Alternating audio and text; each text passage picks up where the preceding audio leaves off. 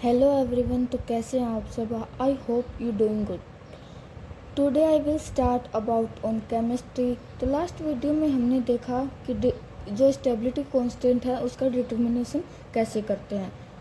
तो आज इस वीडियो में हम बात करेंगे factor affecting the stability of complex. जो स्टेबिलिटी कॉम्प्लेक्स है उसके लिए फैक्टर अफेक्टिंग क्या है। तो ये 2 टाइप्स का है। कौन कौन सा? मेटल अफेक्टर्स नहीं, मेटल अफेक्ट, यहाँ पर फैक्टर्स आएगा, मेटल फैक्टर्स और लिगेंड फैक्टर। 2 टाइप से इसकी स्टडी करेंगे। तो सबसे पहले हम मेटल फैक्टर्स की बात करते हैं। इसमें 5 टाइप्स हैं: साइज, चार्ज, आयनिक पोटेंशियल, CFC और इलेक्ट्रोनेगेटिविटी। सबसे पहले हम साइज की बात करते हैं। तो फर्स्ट है size. As well as the size of metal increases the stability of complex decreases. इसमें क्या कहना चाहता है ये? यदि साइज है, जो साइज इंक्रीज होगी तो जो स्टेबिलिटी है वो डिक्रीज होगी। जो मेटल की साइज है वो इंक्रीज होगी तो स्टेबिलिटी है कॉम्प्लेक्स की, जो स्टेबिलिटी है वो डिक्रीज होगी। इसके लिए एग्जांपल क्या है? Beryllium, magnesium, calcium. In above example as well as the size of metal increases. यदि साइज, जो मेटल की जो साइज है वो इंक्रीज होगी तो स्टेबिलिटी ऑफ कॉम्प्लेक्स डिक्रीजेज। तो क्या है? जो कॉम्प्लेक्स की जो स्टेबिलिटी है वो डिक्रीज हो जाएगी। ये हो गया हमारा साइज। सेकंड स्टार्ट करते हैं charge. The complex in which the central metal have almost same size, equal size, but their charge are different, the stability increases with charge. इसमें क्या कहना चाहता है ये? यदि कॉम्प्लेक्स है उसका जो सेंट्रल मेटल है वो सेम साइज का हो, इक्वल साइज का हो, लेकिन उसका जो चार्ज है वो डिफरेंट हो, तो स्टेबिलिटी है वो इंक्रीज होगी विद चार्ज, चार्ज के रिस्पेक्ट में। यदि चार्ज इंक्रीज होगा तो स्टेबिलिटी भी इंक्रीज होगी। फिर एग्जाम्पल लेते हैं। 2 एग्जाम्पल हैं। FeCN की होल 6 -4, FeCN की होल 6 -3। ये 2 एग्जाम्पल है। इसमें जो सेंट्रल मेटल एटम है, central metal have almost same size और सेम इक्वल साइज। यहाँ पर CN है वो भी 6 है और इसमें भी CN 6 है, साइनाइड 6 है। इसमें Fe+2 है, इसमें Fe+3 है, इस पे +3 चार्ज, इस पे +2 चार्ज। तो ये लेस स्टेबल होगा, ये मोर स्टेबल होगा क्योंकि इसका चार्ज ज़्यादा है और इसका कम है। Note: the complexes of small size and more charge are more stable than large size and less charge complex. The complex small size, यदि जो कॉम्प्लेक्स है इसकी स्मॉल साइज हो और मोर चार्ज हो, मतलब ज़्यादा चार्ज हो, तो ये मोर स्टेबल होगा compare then to large size और लेस चार्ज कॉम्प्लेक्स में। थर्ड है ionic potential. The metal which have more ionic potential make more stable complexes. इसमें क्या कह रहा है कि जो आयनिक पोटेंशियल इंक्रीज होगा तो स्टेबिलिटी भी इंक्रीज होगी। नेक्स्ट है CFC, crystal field stabilization energy. इसकी डेफिनेशन क्या है? The energy which is released from the splitting of d orbitals is called CFC। मतलब जो d ऑर्बिटल्स का स्प्लिटिंग होता है, जो उनसे जो एनर्जी रिलीज होगी उसे ही CFC बोलते हैं, क्रिस्टल फील्ड स्टेबलाइजेशन एनर्जी। जो कॉम्प्लेक्स है उसकी CFC बढ़ेगी तो स्टेबिलिटी भी इंक्रीज होगी। फिफ्थ है इलेक्ट्रोनेगेटिविटी। उन increase the electronegativity of central metal, the stability of complex also increase. यदि कॉम्प्लेक्स है उसकी इलेक्ट्रोनेगेटिविटी इंक्रीज होगी तो स्टेबिलिटी भी इंक्रीज होगी। फिर सेकंड स्टार्ट करते हैं लिगेंड फैक्टर्स। लिगेंड फैक्टर्स में हम 4 पॉइंट का डिस्कस करेंगे: size, charge, basic property of ligand और क्लेट इफेक्ट। फर्स्ट है size. Small size of ligand make more stable complexes then larger ligand. ये कह रहा है इसमें जो लिगेंड है उसकी स्मॉल साइज होगी तो वो मोर स्टेबल होगा compare then to larger ligand. Larger ligand के कंपेयर में स्मॉल साइज वाला ज़्यादा स्टेबल होगा। फिर इसमें एग्जांपल है फेरस 3rd फ्लोरीन के साथ +2, ये ज़्यादा मोर स्टेबल होगा फेरस थर्ड आयोडीन के कंपेयर में, क्योंकि जो फ्लोरीन है, फ्लोरीन का जो साइज होता है ये छोटा होता है, और जो आयोडीन है इसका जो साइज होता है वो बड़ा होता है। फिर सेकंड है charge. Ligand which have high charge density make more stable complex. जो लिगेंड है उस पर हाई चार्ज मतलब ज़्यादा चार्ज होगा तो वो मोर स्टेबल कॉम्प्लेक्स होगा, चार्ज ज़्यादा होगा तो स्टेबल भी ज़्यादा होगा। नेक्स्ट है basic property of ligand. Ligands are loose base so they can donate their electron pair easily. When ligand have more basic character then they make more stable complex. जो ligand हैं वो loose base होते हैं, इसलिए वो अपना electron pair आसानी से डोनेट कर देते हैं। When ligand have more basic character, जब लिगेंड के पास मोर बेसिक कैरेक्टर होगा मतलब ज़्यादा बेसिक कैरेक्टर होंगे तो वो ज़्यादा मोर स्टेबल होगा। एग्जाम्पल है if NH3 and H2O। NH3 और H2O का एग्जाम्पल लेते हैं। जो NH3 लिगेंड है वो मोर स्टेबल कॉम्प्लेक्स होगा compare then to H2O ligand. जो NH3 है इसमें मोर बेसिक कैरेक्टर्स होते हैं compare then to H2O ligand के। फिर नेक्स्ट है chelate effect. Bidentate and polydentate ligand from chelate ring with the metal atom. जो मेटल एटम है उसके साथ में बाइडेंटेड और पॉलीडेंटेड लिगेंड क्लेट रिंग के फॉर्म में रहते हैं। The complex which chelate ring more stable, the complex with chelate ring are more stable.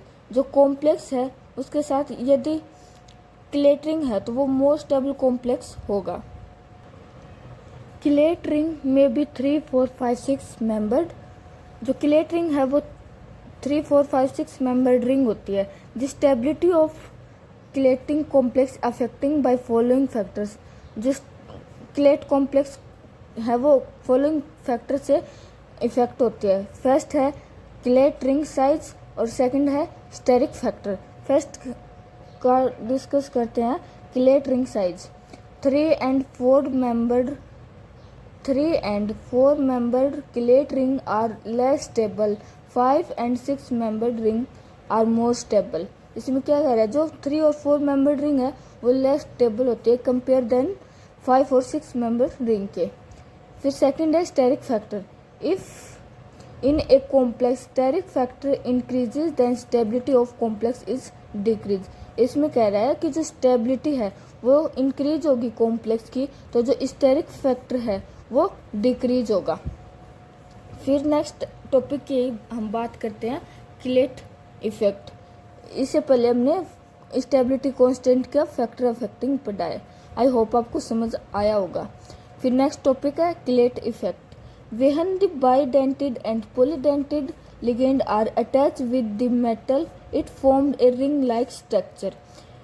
जब बाइडेंटेड और पॉलीडेंटेड लिगेंड है वो मेटल एटम के साथ अटैच हो जाते हैं तो एक रिंग लाइक स्ट्रक्चर का फॉर्मेशन करते हैं। This ring like structure is known as chelate and this phenomena is known as क्लिएशन।